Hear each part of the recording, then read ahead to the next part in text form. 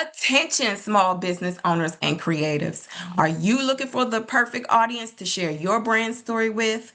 Well, the Girl Get Up podcast reaches ambitious professionals across key markets filled with decision makers in government, tech, and business, such as DC and Texas. But here's what makes this opportunity special. Our listeners span 33 countries across 6 continents. That means your brand has both national impact and global exposure. Whether you're offering productivity tools, online courses, women's empowerment products, or services that support career growth or entrepreneurship, this audience is for you. The Girl Get Up audience are filled with action takers who invest in their development and support brands that aligns with their values. And we're growing organically every week. The Girl Get Up podcast has loyal listeners and a community of dreamers and doers who are ready to discover brands like yours. Are you ready to connect with an audience that's already listening? Or visit my stand store or send me a message to explore sponsorship packages designed specifically for small businesses and creatives. The Girl Get Up podcast is the podcast where your brand meets your people. Now let's get into the episode for today.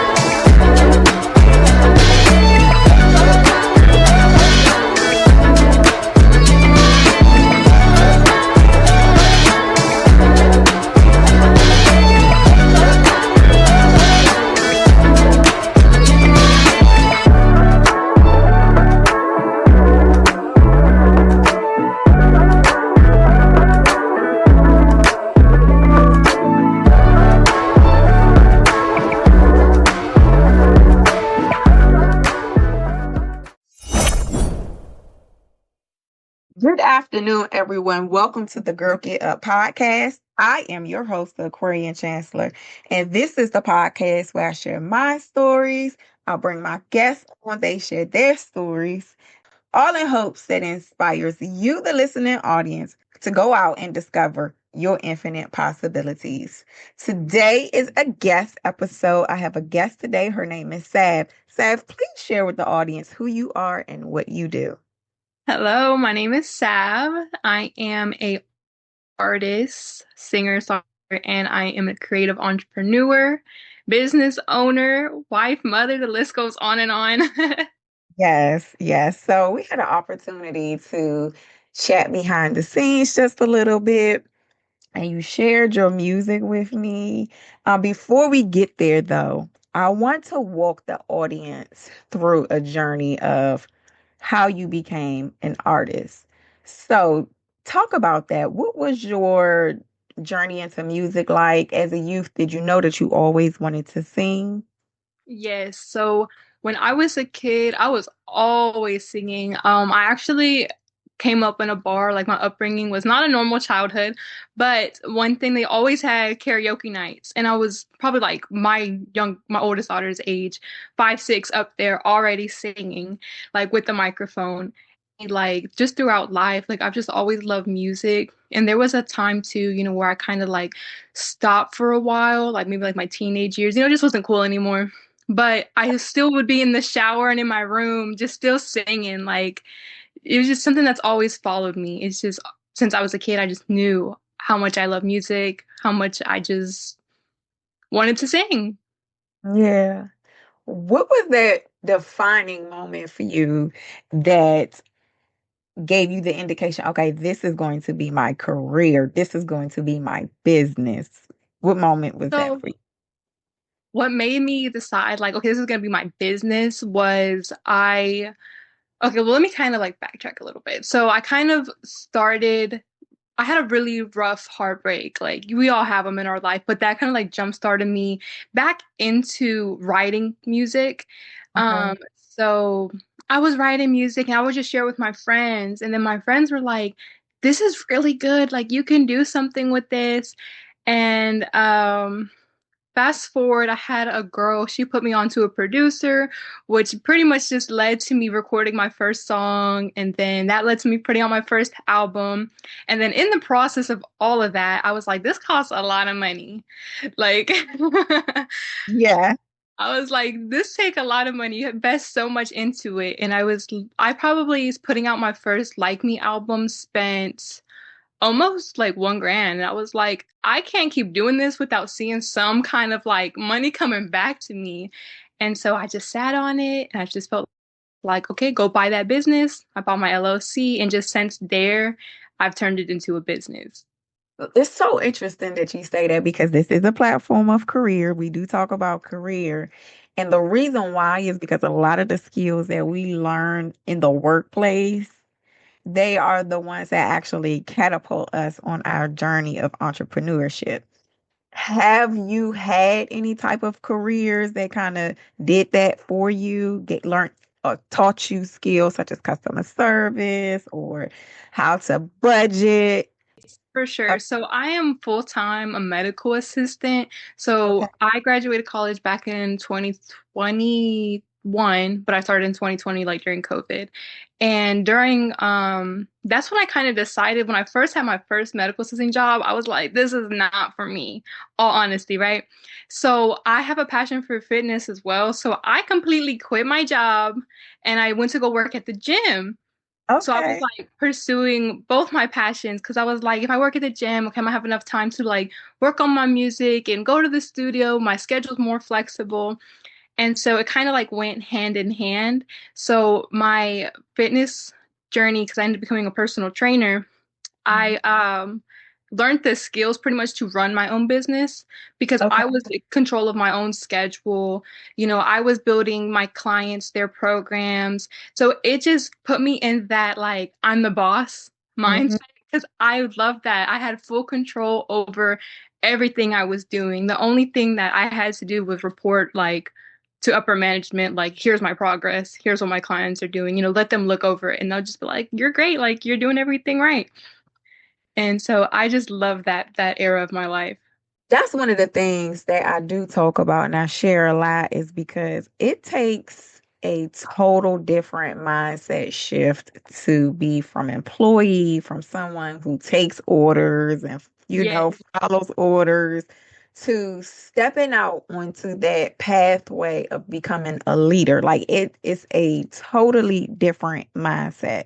So yeah. for you to already come out the gate like, okay, no, I'm already in that leadership mindset in that leadership role. Like that's phenomenal. Yeah, and even stepping back, because I'm doing medical assisting again, even stepping back into like that career and having to take orders again, it's a little bit difficult. Even my manager has said, like, you're very headstrong. Like, she works with me, but she's even told me, like, you're gonna do what you want to do. But I do the right things. I mean it with the best intention. And that's the best place to start. That's the best place to start. But yes, it is a totally different mindset. But you know what? What I did learn is that it helps you be more proactive in the workplace. Oh yeah, it for sure does. Because I can tell you, even with my music, everybody I've worked with has probably said like you're a little bit bossy, especially my fiance, because he records me like he records my vocals, and he gets so frustrated sometimes because he's like, "Who's the engineer?" Like, Right. I'm really telling you what to do. Oh, that's too funny. That's too funny.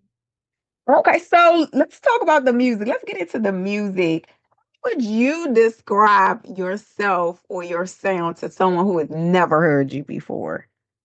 That's a really good question. So, genre-wise, I don't really put myself into a category because I feel like Okay. I'm all over the place. Like I have some hip hop songs, I have a rock EP, and then like what I'm working on now is very like neo soul. So R&B, everything's kind of all over the place. So when it comes to a genre, that's difficult. But I've always been told growing up even today, like everyone's always like, your voice, it sounds like Adele, you sound like Amy Winehouse. And those are two of my like people I grew up listening to, looking up to. So Okay. that's like the biggest compliment to me. So if I had to say, if you've never heard Sav, it definitely is more of a soulful, Mhm. uplifting sound. I got a little bit of Amelia LaRue in there too. I don't know if you've ever heard of her. Yeah. I can hear a little bit of Beyonce in there too. A little Don't say bit. Beyonce, Yes. girl. That's gonna go to my head. Where do you get your inspiration from? Writing, the way you put together your lyrics, your sound. Where do you get your inspiration from? I mean, everything honestly just comes from the soul. Like, I've had lyrics I feel like God has just put on my heart and just put in my mind, and I'm like, oh, write that down. Like, there's literally been one time I don't have this song out. It's actually on a project I'm working on that's going to be coming out in the future. But there's one song on there that I was literally asleep, and I woke up out my sleep, and it's just like the lyrics were in my head, and I literally got up. It was like 3 in the morning, and I got up and I was just writing. So I don't know. I just feel like God will just lay it on my heart. It's Mhm. some songs, like my song Energy. I don't know if you got a chance to listen to that song. That song, I was actually in the middle of a fast, like my first time fasting, and I was sitting like in a blank field, and I just felt like then it was a spiritual thing. Like I felt like God was just, I'm just writing. I just feel like you hear those little whispers in your ear, and God just like write it down, write it down. Like He's my biggest cheerleader, like, yeah, that's the one. So that's Yeah. probably where most of my inspiration comes from, just, following my intuition, listening to God, and then, of course, just, life, whatever's happening in that moment. Like I said, what put me into doing music was I had that heartbreak. And so that gave me a lot of inspiration in a way because I was writing down, my feelings. So everything is just coming from the soul, circumstances in life, God, everything, just all tied together. That is so powerful. Okay. So this is the part I wanted to talk about. Looking when you think back on your catalog, you have Stab, and I'm assuming that is your most current one. Is that the one before S&M? Yes, so my dollar sign EP is going to be my EP that's currently out, my newest EP, and then Okay. S&M is my newest single that I just put out. Okay, S&M is the single. Got it. Okay. So when you think back on your catalog, which song resonates with you the most? Right now, that's a very good question. Right now, I have to be stuck in between two, maybe three songs of mine. Okay. Um, the very first song I ever put out, it's a single, it's called Mindful. And Okay. I might be in that era right now because I'm definitely in my soft girl era and just being mindful of like life and what's going on around me. Two would probably be energy. Okay. Because like I said, I'm in my soft girl era and energy. Like right now, I'm just in the flow of trusting God and everything that's just happening right now in my life. I'm just like, okay, I'm in the passenger seat. Like God, you got the wheel. Wherever we go, like I'm right here. You got Okay. it. But I'm also conflicted between my song "You Don't Know Me Anymore." That's Okay. on my Savvy P. Because I'm also in like a rebranding stage of my life. Right. But that song is like so powerful for me, the You Don't Know Me Anymore, because when I had that heartbreak, I Hmm. was a completely different person. Like if you look back, I don't look the same. Like I ended up cutting all my hair off at one point. I'm covered in tattoos now, and back then I was just like this innocent, like looking little girl. And like right now I'm in this rebranding stage of my life, like really stepping into my purpose, starting to use my voice because I took a break for about a year and a half. So now I'm like, all right, let's go. Let's get back into the groove of things. It's go time. Okay. So can I share my favorites with you? Yes, I would love to hear them. Okay. Okay. I'm excited. I'm waiting for this moment right here. Okay. So energy and new era, like those are my anthems now. Like I've been playing them all morning. That is so funny New because I checked era, like that, girl.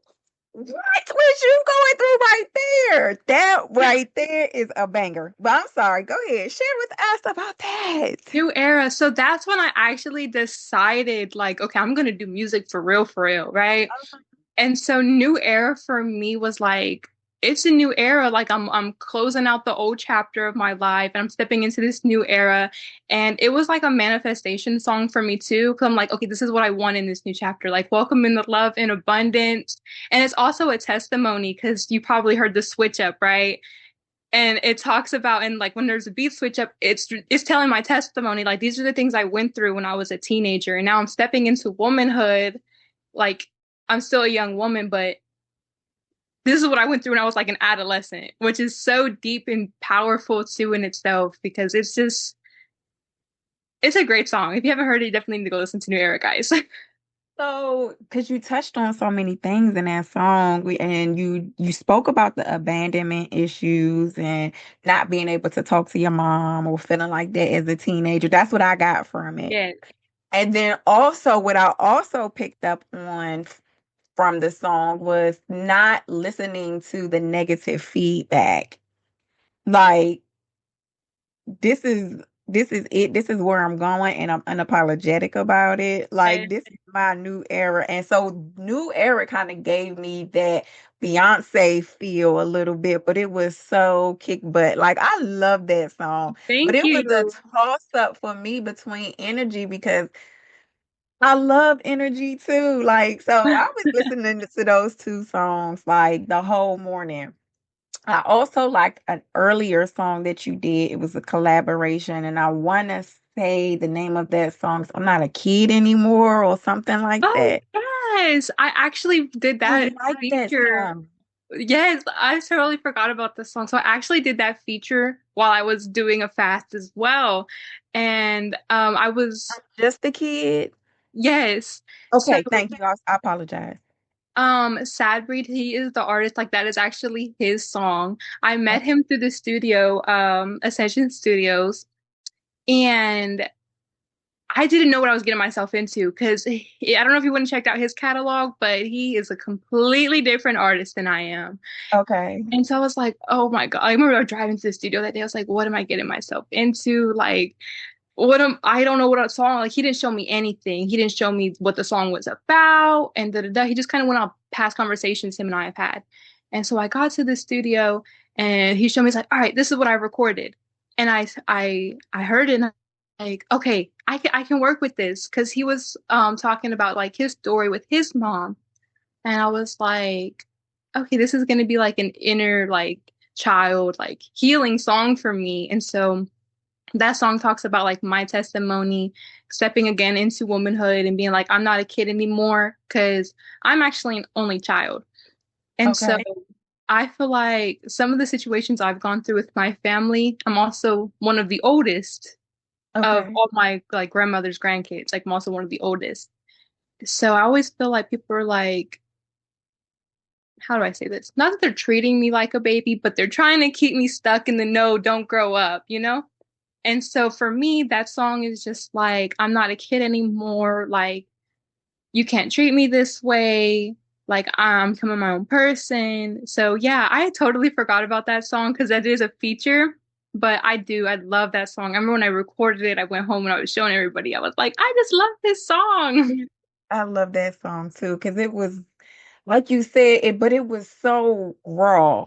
Yeah. It was so raw, and I think that's like when we talk about branding and connecting with our audience and showing emotion, like that song would be the epitome of what that would mean.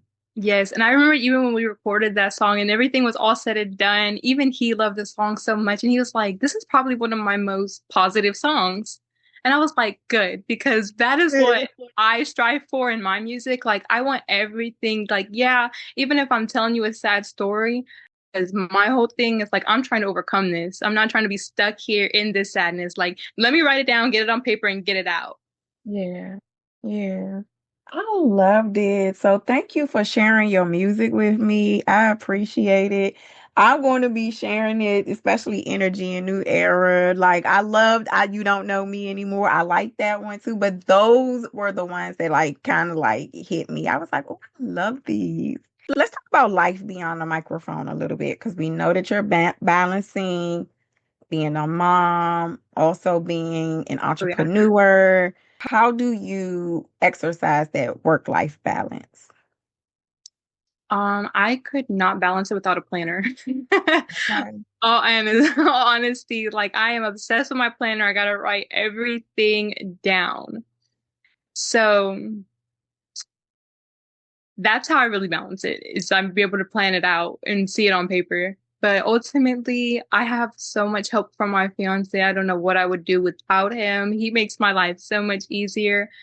Um, that and just finding the rhythm of things, coming up with the routine, that's what makes it the easiest for me. Currently, I'm working part-time and I have found out that wow, this is so easy being able to balance everything, my business, picking up my daughter from school, making dinner at home, working on my business. Like it's a routine. I feel like the busy mom life is definitely real. Like Mhm. as a mom, there's no slowing down. Like I can't stop. Yes. Like I'll Yeah. pray for a break and then God will give me a little one, but then it's like, all right, back to it. Yes, you definitely have to own your time, aligning your steps, aligning your day. I know I've created a planner of my own that has helped me. I know behind the scenes, I don't know if you want to talk about this or not. I know you shared that you have created one as well. Do you want to talk about that? Yes, I would love to talk about that. So actually, yesterday I just got my proof copy printed. Oh, So that cool. way it can come to my doorstep first. I can proofread it and use it for myself. But I would love for, to share it with everybody once it's done. I created a faith-based planner. So what it is, it's like a planner and a journal, in one, because I look for ways to connect with God like every day, even if it's just a simple drive in the car, listening to my worship music, talking to God on the way home from work. Like I try my best to include God in every way, like everything I do in my life. And Mhm. so it just dawned on me. I was like, I love my planner so much. I could not live without my planner. I could not live without God. So I found a way to combine them together. So like there's a section where I'm going to be able to do like my daily gratitude. And then there's an area where I can do just journaling. And if I need to like have a conversation with God, I can have it there in my planner. I would just wanted to include God in my everyday plans. And I was like, Yeah. what better way to do that than a planner? Yeah. So I'm super, super excited about that. I'm really hoping that once I get this proof copied, like it's good to go and I can have it published for everybody else to buy one of their own by the beginning of the year. All right. Well, we're going to do our due diligence and include everything in the show notes. What does staying true to yourself mean when you're trying to grow to and reach new audiences? What are some ways that you try to expand and reach new listeners but stay true to yourself? That is a really good question because that's pretty much what I'm pretty going through right now and trying to figure out myself. Because one of the reasons why I had stopped doing music was like when I took that year and a half break recently, I felt like I was getting too caught up into the music. Like I was like, okay, I'm not being myself. And that's not what I was called to do. I was not called to fit everybody else's agenda. So I had to step back because I started to realize like I'm caring more about my image and how I'm coming off to others than being true to myself. And I'm rushing the process. Like my dollar sign EP, I kind of rushed it and I put it out. All honesty, like now when I listen to it, I'm like, this could have sounded so much better if I would have just taken my time. But Mhm. I mean, it is what it is. It still sounds great. It's still good. Yeah. But I just know, like me, like I could have done so much better if I would have just taken my time instead of just trying to, okay, I need something out right now for everybody to see and hear. Okay. I'm sorry. Can I ask a good question? Because I Yeah. just wanted to clarify my understanding when you're following. So, are you rather saying that in order to keep music out there, that's how you felt like you were trying to fit in? What did that look like for you? Well, when I was putting out that EP has three music videos to it. And I realized too, like I was getting more caught up, like how do I look? Like physically, I was Okay. making sure I was posting on Instagram, making sure I had all these new outfits. I mean, I don't need a new outfit for every single video, but that's how I was, carrying myself. Like I need to look put together. I need to have my makeup done. I need to have my hair done. And then I just felt like God was pulling me back out of Mhm. that. And he was like, it doesn't matter what you have, it doesn't matter how you look. I didn't call you to do this. You need to just be yourself. Like, who cares if you don't have any makeup on today and you go to like a show? Oh well, like you're still sap. And so I took a year and a half off too, and I just kind of like, am I writing from the heart? Am I showing up as my true self? And so for me, that's how I feel like in this era that I'm in right now, this new era, that I'm just trying my best to show up unapologetically as myself in the rebranding that I'm in. I've started to use like TikTok, and I know that can be super gimmicky because I used to never ever like get on TikTok until this year, honestly. And so I'm following trends, and then I'm like, okay, yeah, it's trending, but I'm not gonna do that. Like I need to stay true to who Yeah. I am. Does that fit my brand? I don't think so. Like I feel like just in time, my time will come. And Yeah. that's one thing I've learned over this last year or so. Like, my time will come when my time comes. Yeah. I appreciate you sharing that. And I wanted to clarify that because for someone, I'm not an artist, but I put out content, and even in the podcasting industry, in any industry where you are in some form of entertainment, you can definitely lose yourself because the competition is so thick, and it seems like everybody wants the same thing. But you hit it right on the head. Like, you don't have to be like everyone else. It's okay to stand out and it's okay to be different. But I asked specifically that question because sometimes people don't know when they're stepping outside of themselves. Does that make sense? Yes. And how I started to catch on to, okay, like I'm getting too far off was I stopped reading my Bible every day. That was Okay. already like one red flag. And then nothing was just working out for me. Like nothing was going my way. Like I said, with the EP, I dropped it super fast, but it still came out like 3 weeks later than the original drop date. And I remember I was getting so frustrated, like, why is nothing going my way? Why is nothing going my way? My relationship with my fiance, like at this time, me and him actually ended up taking a month break from each other because like it was just too much bickering. We couldn't get along. Like nothing was going my way. And so that's when I decided, like, hey, I need to step back, like realign my priorities. Like, what is important to me? Like, is music that important to me that I'm gonna lose myself? And I was like, no, it's not. Like, nothing is. So I need to draw back and recenter and then reapproach this the correct way. Yeah. Oh, I love that. What has been your greatest challenge and how did you overcome? Oh, wow. I've had so many challenges in my life. Like, the list could go on and on. Um, right now, when I think about my greatest challenge, the first thing that's coming to my mind was I was actually a high school dropout, but I still graduated from high school. I graduated from high school through this place. It was called Dropout Prevention. So the school district I was in, they had a center pretty much where if you were going to drop out of school, like they did everything they could to help you still graduate with your high school diploma instead of going off and getting your GED. Right. And just during that time of my life, that's when I was going through the things I was going through with my family. I didn't have a relationship with my mom. I was actually staying in my car. Like I was still 17. I hadn't turned 18 yet. And I just Mhm. remember going to school and I told my English teacher, me and her, she was like one of the greatest impacts on my life.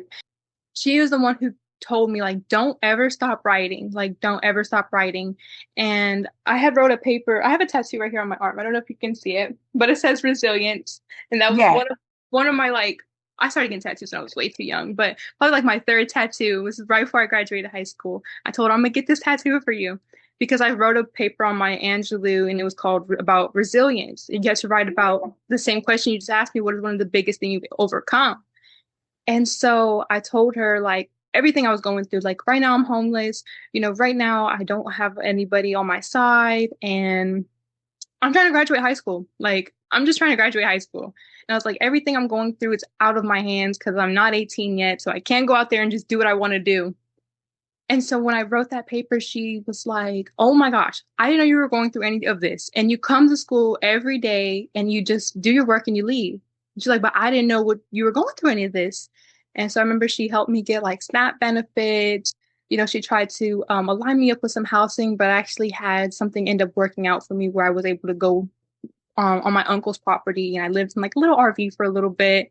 And then she helped me get like clothes and just she actually helped me go to college. She's the one who helped me be able to go to college because she wrote me a letter stating like I was homeless in high school. She was like, "I don't know if you're gonna go to college, but just hold on to this if you ever decide to, because this will help you with your FAFSA." And it Yeah. did. So when I think about like my greatest challenge, how I overcame, like that's the first thing that came to my head because that was probably the first time in my life where I used my writing as my voice and it opened the doors. Like Yeah. all I had to do was speak up because I was so scared in high school of speaking up about what was going on in my house and there were younger children there and I was like I don't want them to be impacted by this. So I have to be pretty much because they were my cousins, but I was like I need to be the big sister for them and I need to hold it down. And that was Yeah. the best way I could until I could go out on my own and start life for myself. Yes. We have so many things in common.